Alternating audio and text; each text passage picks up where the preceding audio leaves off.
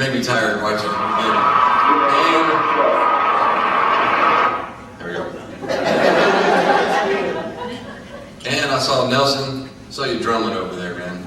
Yeah, it changed a bit. 20 years. Our next guest speaker, Ms. Lynn Cox. Every single one of you women out there sent me an email one time or another and said, "Is Lynn Cox coming? Is Lynn Cox coming? Does she know about it?" And I had no idea how to find her, but Terry and I emailed one day, and he said, "I found Lynn Cox, or I've talked to Lynn Cox, and she wants to come, but Lynn doesn't have email, so we never got to communicate." So I didn't know until, when did you call me? Just a week ago? Maybe 2 weeks ago. I got a message on my machine. It's like, "Keith, this is Lynn Cox. Yes, I'm coming. And yes, I'll talk to everybody if you want me to. I don't know what I'm going to say." And I thought, yeah, you won't have any trouble thinking so. So I know everybody's so glad to hear it. And come on up here and talk to us. Welcome.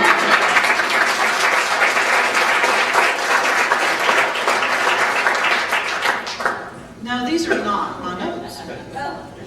I just can't tell you how thrilled and tickled I am to see you, to see your families, to see your kids. There's gonna be a day you're gonna pay.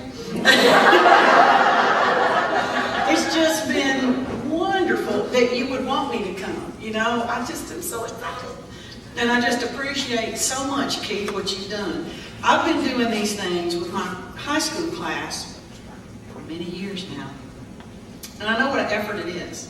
So I really appreciate what you've done. I also have a little check, and I'm going to give it to you to give to Randy to be the kickoff for the alumni founding seed money.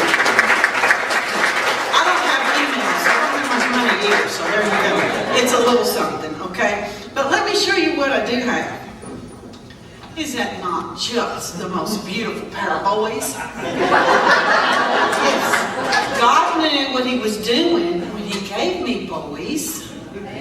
He knew I had spent enough years with little girls. Yeah, I have a world of nieces, and they do the bows and the lace, and I'm going, oh my God, thank you for my boys. My Jarrett was born in '86. While I was at Brentwood, and then Tyler came along 4 years later in 90. Jarrett is like 6'2½". He just turned 20. He's getting married, oh God, the 5th of August, and going to be in Baghdad September the 7th. So I would covet your prayers for protection for him and all the other men and women that are doing what they have to do. Nobody wants to do that, but they're willing to serve. So he's an MP on top of all that. And, you know, he's a great big old door banger kind of guy, so he's the first one through the door. And it does not make me happy. But, you know, I just trust in God. His hand's a whole lot bigger than mine will ever be. So, there that is. Then my Tyler. You talk about a hoot. He is his mama made over. He's 6'3". He just turned 16. He would kill me. He weighs 272 pounds. He's a monster. He wore a 13-size shoe, and he gave me a teddy bear for Valentine's. I tell you, he is the sweetest big old boy you would ever know. Now, he calls Terry's wife Memphis, because when Tyler was just coming along, they moved to Memphis. So he couldn't get all the names together, so he just called her Memphis. So that's how he knows her and endeared to her. He had a Sunday school teacher at church that looked so much like Kathy, and her name was Mrs. Shalappy. Get a 3-year-old to say Mrs. Shalappy. So Kathy couldn't figure out what in the world he was saying to her when we would go to their house. So she just finally made it simple for him. I'm Memphis. So he worked out just fine. My children just would not do the land of band thing. I'm telling you what's true. They had seen it, heard it, they can tell you everything about it, just didn't want to go there. Tyler did play trumpet for 2 years, begrudgingly. He went to the basement, you know, and I listened to him practice, begrudgingly. So I told Rufus about it. It was a sad story. But anyway, they just wouldn't do the band thing, you know, but they're wonderful kids and I love them. So You guys were wonderful kids. Your folks were wonderful. Y'all were good to me. Don't know how you put up with me so long. But it was a great time, and there are memories that I have carried over from some of you and some of your families over the years. One day I told Jarrett when he was testing my patience, I said, you know, I should send you to the G house. He says, what is a G house? I said, oh, it's where good kids come from. No idea, you know, he had no idea. I shared that with them at lunch today. They thought, the G house? Yeah. And Mary Kinzer, she was my first visitor when Jarrett was born, like at 7:30 in the morning. I've tried to train Mary all these 20-something years. I'm not a morning person. Don't call me on 7:30. No, Mary, it's too early. It's too early.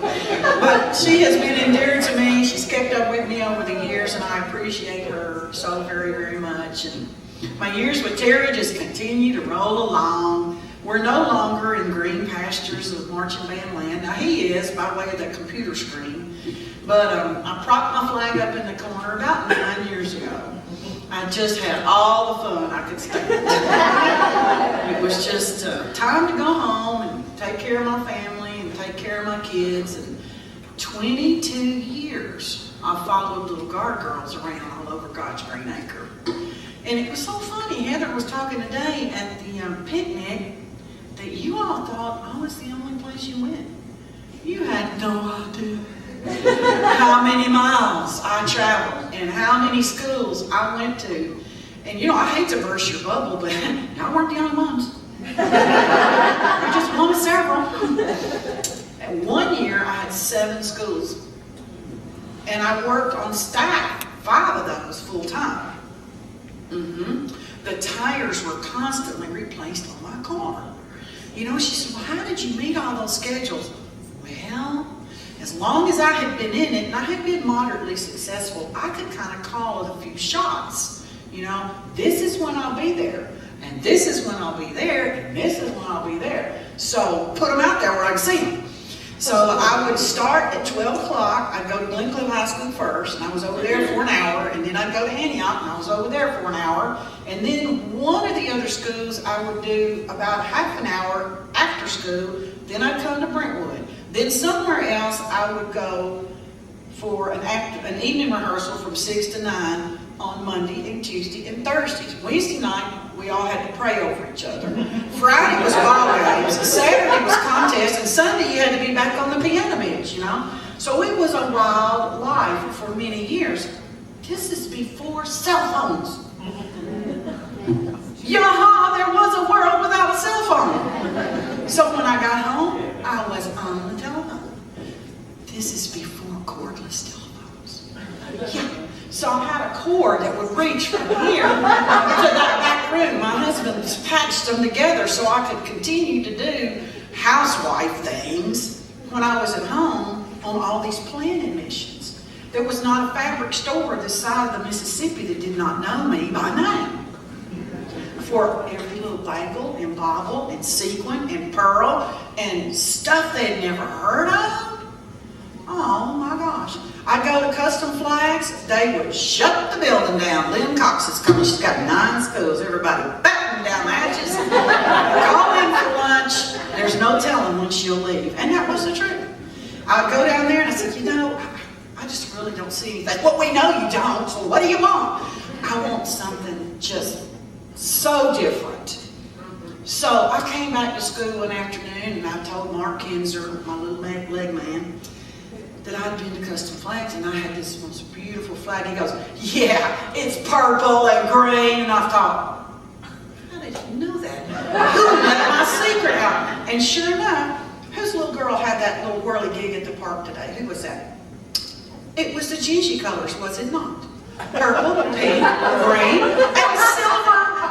Yaha! And I found a stick in the barn this afternoon when I went up there to try to find. It's a Gingy stick with the pink streamer on it. I said, I think that, sure enough, that's it. And that's the little red flag that the mamas came to the band room. And I told them, y'all can make these. They're just little red flags. Just go zip, zip, zip.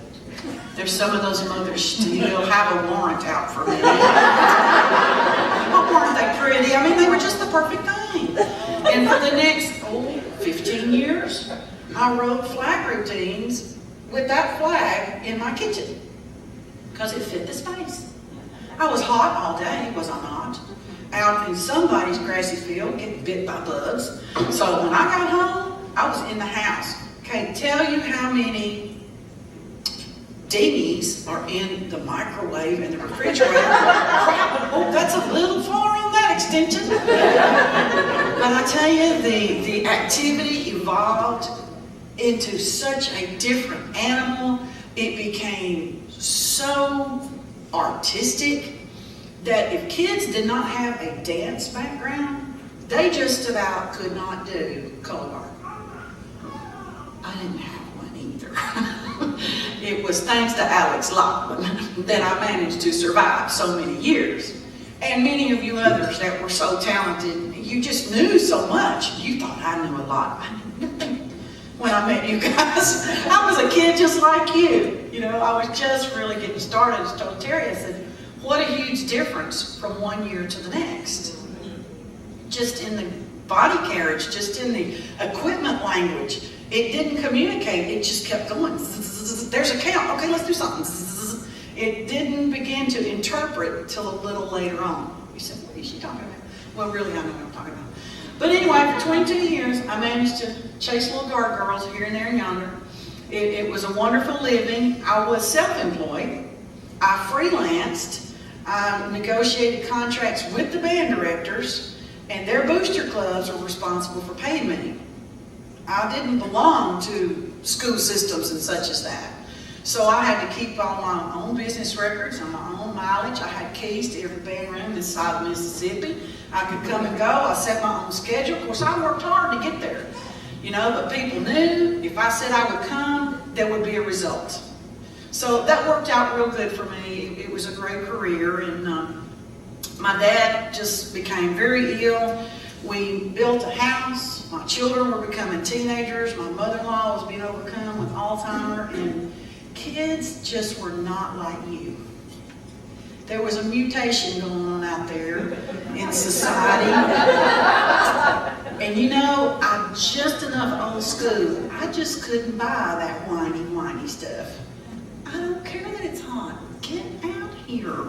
You know, we got work to do. I don't care that it's your sister's wedding. You have a contest. Don't go here for that. You know, she picked the wrong season of the year. It's not my problem. It's not going to have a hole in the drill. Don't even start that. But you know, life changes, and believe it or not, I'm mellowed. Kind of soured, maybe it would be. But I have to tell you one, Heather, you're going to love this. I did graduate from the box on the back. You all remember that god-awful thing with the thing? Yeah, the one that splashed all out there in the front of the school one day, just boom. I went to high tech. It was called a Lone Ranger. It was a portable sound box, about so big and about that wide. It was guaranteed to carry your voice a mile. It was wonderful. It had a wireless headset. So it meant that I could throw myself down off the top of the observation deck and run across the field. Give me that. And they could still hear me. I could run. I could swing my flag. I could carry my drill charts. And they could still hear me. The wonder of it, the box is over here. Nobody knew where I was. I was walking all around them. I was behind the drummers going, don't say that on this film. Back here, I know you didn't. Don't you love it? But it was a wonderful time. I enjoyed it. Terry Williams, I have to thank you so much for bringing me along. It was a wonderful combination. We've been great friends. We've been very successful together. Rufus, you were just a real grounder for me when I needed to be grounded several times. You know, the kids, you're a kid. This is all going to go away someday. Calm down. So I just really appreciate you. You just saved me from embarrassment and death and the 6 o'clock news when we got to the Contest of Champions and we had no rifles. I'm telling you, had it not been for you, I would have had a come apart right there. It would have been one of those days. But you're wonderful people. Your community is wonderful. Thank you so much for every hour that I got to spend with you. And Hunter, I want to tell you something too. You spoofed me one time, and it was wonderful. I mean, it was really good. When we were at the wave pool one time. But I want to tell you, because now you're old enough to understand. But every little guard girl that went home with her heart broken because she didn't make the cut, those little girls went home with me too. You're old enough to know what I'm saying, because you have children now, and you know that that hurts when any child does not get to do what they want to do. So there's a lot here that are not here tonight that could have been. They were a part of my life too, and I grew from those experiences. But you guys are champions. I love you. Don't forget to include me anytime that you all are getting together. It'll be an honor and privilege to be with you. Thank you.